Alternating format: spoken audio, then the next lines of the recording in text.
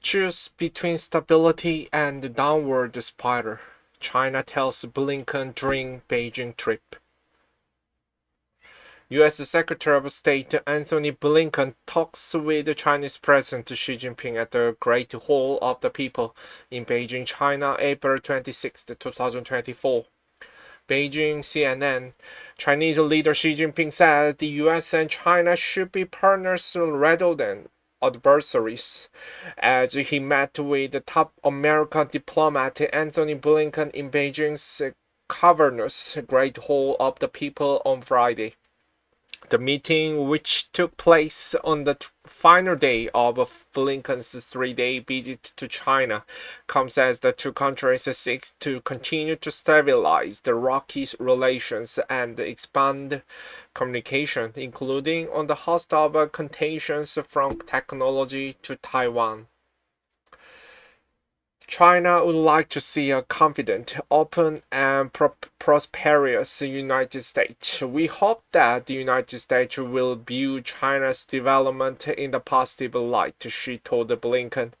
Once this fundamental problem is solved, those Sino-US relations will truly get better and move forward, he said. China and the US should be partners rather than adversaries, help each other success rather than harm each other. Xi Jinping's comment come as Chinese officials brittle at actions Washington has taken in the name of the national security in the face of the increasingly assertive China, but which Beijing sees as meant to suppress its development. Those have included U.S. controls on the export to China of high-tech goods that could have military use, as well as curbed on U.S. investment in certain high-tech sectors in China. On Wednesday, U.S. President Joe Biden signed a bill that could lead to a nationwide ban on the social media platform TikTok if the company's Chinese parent ByteDance doesn't sell it. Restoration Beijing has previously decried. Blinken told Xi Jinping the U.S. was committed to maintain and strengthen lines of communications with China and deal responsively with other differences, so we would not have any miscommunications, misperceptions, and any miscalculations. Examples of recent progress Blinken cited included restoring military-to-military communications, counter narcotics, and thinking together about the futures of artificial intelligence. Their meeting followed 5 hours of FaceTime between Blinken and the counterpart Wang Yi, which both sides characterized as substantive and constructive. But Wang Yi was also clear about sharp tensions that still exist between the world's two superpowers as their meetings got underway. Wang Yi said China and the US faced a choice between stability and the downward spiral. Should China and the United States keep to the right direction of moving forward with stability or return to the downward spiral? This is a major question before our two countries and test our sincerity and ability, Wang Yi told Blinken during a meeting at the Thai State Guesthouse after saying U.S.-China ties are beginning to stabilize.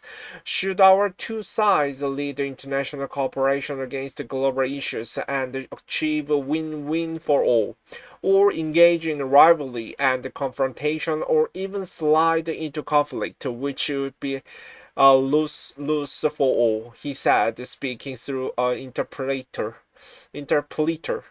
During a closed-door meeting later, Wang Yi accused the U.S. of taking endless measures to suppress China's economy, trade, science, and technology, and overhyping recent concerns about China's industrial overcapacity flooding global market.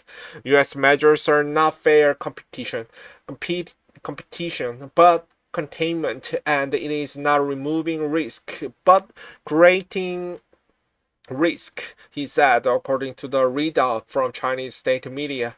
In his comment to Wang Yi ahead of the closed-door section, Blinken pointed to the shared responsibility between the two countries to make sure that we are as clear as possible about the areas where we have differences. So we hope we can make some progress on the issues that our president agreed we should cooperate on, but also clarify our differences, our intent, and make our clear to each other where we stand, Blinken said.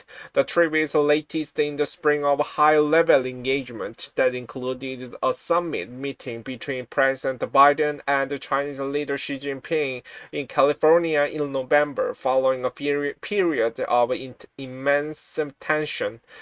Both sides also discussed the next steps on the commitment made by the two leaders on advancing cooperation on counter-narcotics, military-to-military communication, talks on artificial intelligence risk and safety, and facilitating people-to-people exchanges, the U.S. State Department said following the meeting.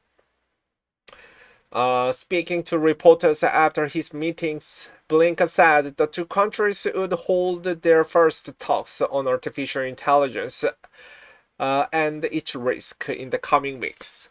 U.S. Secretary of State Antony Blinken shakes hands with China's Foreign Minister Wang Yi in Beijing on April 26, 2024.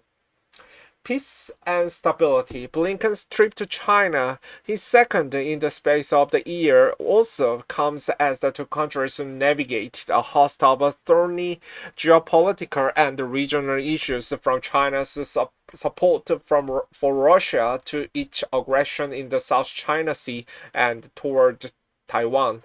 Among the key concerns for the U.S. is what Washington has described as China's support for Russia's defense industrial base, which it says has enabled Moscow to continue its war against Ukraine. During his news conference, Blinken said he reiterated the U.S. serious concerns about China's provision of dual-use pot that are powering Russia's illegal war of aggression against Ukraine. Russia would struggle to sustain its assault on Ukraine without China's support, he said, adding that he had made clear that if China does not address this problem, we will. Beijing has previously slammed the U.S. for making groundless accusations over normal trade and economic exchanges between China and Russia.